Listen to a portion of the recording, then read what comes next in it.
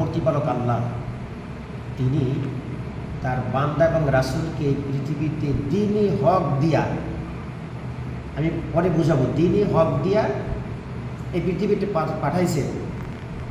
এই পৃথিবীতে মানুষের মস্তিষ্ক প্রসূত যত বিধি বিধান আছে তার মূল উৎপাদন করে আল্লাহর বিধান এই জমিনে বাস্তবায়ন করার জন্য আল্লাহ তার এই বান্দা এবং রাসূলকে পাঠাইছে। তাহলে আমরা বুঝলাম এই কথাটা অনেকেই মনে রাখে না। এই কথাটা আল্লাহ রাসূল তো আসছে পৃথিবীতে মানুষের হেদায়েতের জন্য, আমরা এটা জানি যে আল্লাহ রাসূল ভালোর জন্য আসছে, এটা জানি, কিন্তু রাসূলকে আল্লাহ কি দায়িত্ব দিয়ে পাঠাইছে এটা আমরা মনে রাখি না, শুনলেও মনে থাকে না কিসের জন্য পাঠাইছে। তাহলে এটা আমাদের মনে রাখার দরকার যে আল্লাহ তার রাসূলকে পাঠাইছে মানুষের মস্তিষ্ক প্রসূত, অর্থাৎ মানুষ যত নিয়ম কানুন বিধিবিধান, দ্বীনে হক কি আমি বলছি না, পরে বলবো দ্বীনে হক কি, আর সাল্লাহ রাসূলুল্লাহ বিল হুদা ওয়া দীনিল হক। এই দ্বীনে হকটা কি? দ্বীনে হকটা আছে পৃথিবীতে মানুষের গড়া বহু দিন আছে।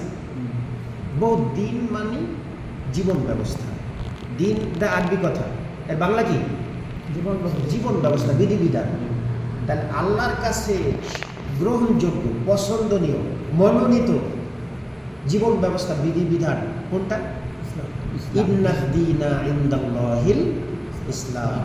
আল্লাহ বলছে আমার কাছে একমাত্র গ্রহণযোগ্য, একমাত্র মনোনীত হচ্ছে ইসলাম। ইসলাম ছাড়া আল্লাহর কাছে আর কোনো কিছু গ্রহণযোগ্য নাই। যত দিন থাক পৃথিবীতে, যত ধর্ম থাক, যত জীবন ব্যবস্থা থাক, আল্লাহর কাছে পছন্দ করার গ্রহণযোগ্য কোনটা? ইসলাম। আল্লাহর মনোনীত কোনটা? ইসলাম। ইসলাম। একটা সিটি প্রার্থী থাকে অনেকজন, কেউ কয় আমি অমুক নেতার মনোনীত, কেউ অমুক নেতার ছবি দিয়ে দেয়, কেউ অমুক নেতার ছবি দিয়ে দেয়, কেউ এমপিটা দেয়, কেউ মেয়রেরটা দেয়, কেউ আপনার ওই যে বাগেরহাটের সেলিমেরটা দেয়। এরকম দেখছেন না পোস্টার আপনারা? এক একজন আর এক একজন মনোনীত করছে, হ্যাঁ ছায়া হে তলে। কিন্তু আল্লাহর এই যত দিন আছে, কোনোটা শয়তানের, কোনোটা ইবলিসের, কোনোটা আমেরিকার, কোনোটা ভারতের, কোনোটা ফ্রান্সের, কোনোটা ব্রিটেনের, আল্লাহর কোনটা? ইসলাম। আল্লাহর মনোনীত হচ্ছে ইসলাম। তাহলে আমরা কোনটার মধ্যে আছি? দ্বীনে হক। এটাই সত্য। দ্বীনে হক কি? এই হক হচ্ছে দ্বীন, এই আমাদের যে জীবন ইসলাম। তাহলে এই ইসলাম দিয়ে বিশ্বনবীকে আল্লাহ পাক পাঠাইছে যে আপনি এই মানুষের গড়া, মানুষ যত নিয়ম কানুন বানাইছে পৃথিবীতে, এর সব মূল উৎপাদন করবেন। মূল তো আমরা চিনি, একটা গাছের মূল চিনি না?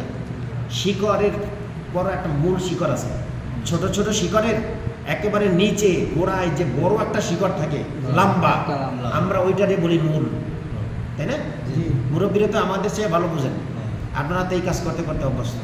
তাহলে ওই মূল না উঠানো পর্যন্ত ছোট ছোট শিকড় কাটলে তারপরে গাছ দাঁড়াই থাকে। এই জন্য আল্লাহ রাসূল আল্লাহ বলছেন যে এর মূল উৎপাদন করিয়া সেখানে আমার এই জীবন ব্যবস্থা আপনাকে প্রতিষ্ঠিত করার জন্য বাড়াইছে। অলাউ কারিহাল মুশরিকুন, শুনলেন শেষের কথাটা কি? অলাউ কারিহাল মুশরিকুন।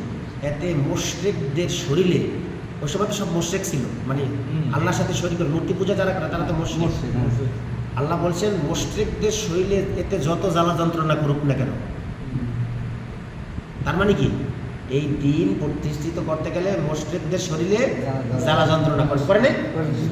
আর ঠিক বিশ্বনবী এখন নাই, বিশ্বনবী নাই, ১,৫০০ বছর হয়েছে তিনি বিদায় নিয়ে চলে গেছেন। কিন্তু তিনি কি কোরআন নিয়ে চলে গেছেন? ইসলাম নিয়ে চলে গেছেন? মানুষের প্রজনন বিষয়টা, প্রজনন ক্ষমতা ওখানে কি শেষ হয়ে গেছে? না, মানুষ এখনো তাদের প্রজনন শক্তি না, প্রজনন ক্ষমতা আল্লাহ পাক জারি রেখে মানুষ এখনো কিয়ামত পর্যন্ত থাকবে, কিন্তু নবী আর আসবে না, নবীর রাস্তা বন্ধ। তাহলে নবীর এই দায়িত্বটা পালন করবে কেনা? নবীর এই দায়িত্বটা সকলকে পালন করতে হবে। ওলামা ওরাসাতুল আম্বিয়া তো আমরা বলি, কিন্তু আলেম ওলামারা বলে দেবে, কিন্তু নবীর কাজ অসমাপ্ত, মানে তিনি যেটা রেখে গেছেন আমাদের জন্য সেই কাজগুলো আমাদের সকলকে করতে হবে, সকলে করা দায়িত্ব। শুধু আলেম ওলামা করবে না, আমরা সবাই করবো। শুধু আলেম ওলামা করবে না, আলেম ওলামা বললে দেবে, আলেম ওলামারা বললে দেবে, কিন্তু কাজ আমাদের সকলের করতে হবে। তাহলে জামাত ইসলামী এই আল্লাহ রাসূলের সেই কাজ, আল্লাহ রাসূলের সেই কাজ, এই সেই জীবন ব্যবস্থা এই জমিনে প্রতিষ্ঠিত করতে চায়।